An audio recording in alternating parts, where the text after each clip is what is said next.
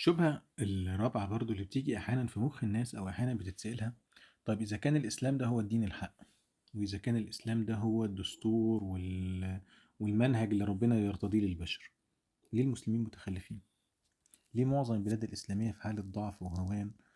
ومعظم أو يعني الدول الإسلامية في وضع مش أحسن حاجة، وفي دول تانية ملحدة أو مسيحية أو كافرة ومع ذلك في تقدم وفي رقي. عشان أجاوبك على النقطة دي، هنا أسألك كده سؤال. أولا، هل التقدم أو الحضارة هي حضارة مادية فقط؟ يعني هل إن دولة تقدر تصنع أو تنتج سلاح وتنتج تكنولوجيا وتنتج تصنع أدوات الحياة، وتستغل هذه الأدوات في إنها تحتل دول تانية، وإنها تروح أفريقيا تجيب الأفارقة تخليهم عبيد عندها، وإنها تحتل دول عشان تاخد خيراتها، أو تدمر دول عشان خاطر تاخد البترول منها، ولا تقتل شعوب بأكملها عشان خاطر تاخد أرضهم؟